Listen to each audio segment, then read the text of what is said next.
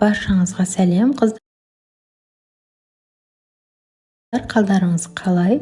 Бүгін өте ерекше тағам дайындаймыз, яғни өте сүйкімді болып шығатын ханым хасиб тамағын дайындаймыз. Ең алдымен орташа қаттылықта қамыр илеп аламыз. Толық рецепті описание грамдарымен міндетті түрде қалдырамын, сол жақтан қарап алыңыздар. Жақсылап илеп, иінін қандырып, қамыр илеп аламыз. Ал ішіне салмасына жай ғана үйдегі бар заттарды пайдаланамыз. Пияз, картоп, ет және 1-2 дәмдеуіштер қосамыз. Бұл тағамның ешқандай қиындығы жоқ, керісінше өте оңай дайындалады. Бірақ дәмі үйдегілердің барлығына ұнауы сөзсіз. Салмамызды жақсылап қолдың көмегімен араластырып аламыз. Дәмі бір-біріне сіңіп өтуі керек. Содан кейін тынып тұрған қамырымызды алып, жақсылап осылай қолымызбен басып жайып аламыз. Бірден оқтауға жүгірудің қажеті жоқ. Өйткені бірден оқтаумен айналдырып жайсаңыз, қамырыңыз ирек болып кетеді. Және ортасы жұқа, шет жағы қалың болып қалуы мүмкін. Менің анам қамырды жайған кезде ортасын басудың қажеті жоқ деп айтатын. Өйткені ортасы онсыз да басылады.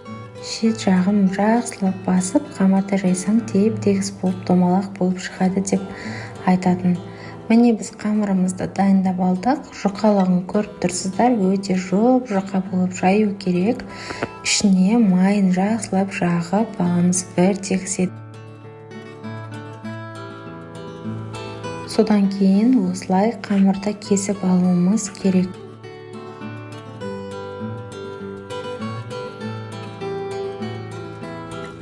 Үлкендеу 4 бұрыш бөліктерге бөліп алуымыз керек. Видеода көрсетілгендей етіп. Сосын ішіне дайын тұрған салмамызды осылай салып шығамыз. Тағамның ешқандай қиындығы жоқ. Осылай орап қоясыздар. Видеода көрсетілгендей етіп, әдемі етіп орап қоясыздар. Бір тегіс жұқа, дәмі де ерекше болып піседі. Міндетті түрде үйдегілерге жасап беріңіздер. Ерекше тағамдар әрдайым адамның көңіл күйін жоғарыға көтеріп тастайды. Біздің тағамымыз дайын болды. Мандаваркада пісіріп алдық. Мінекей көріп тұрсыздар, өте жұқа болып піскен. Дәмі тіл үйірердей тағам болып шығады. Жасап көруге кеңес беремін. Видео ұнаған болса, соңына дейін көрген болсаңыз, лайк басып кетіңіз. Және қандай тағамдар сізге ұнайды, қандай тамақтардың рецепті керек, комментарийге жазып кетіңіздер. Келесі видеода кездескенше сау болыңыздар.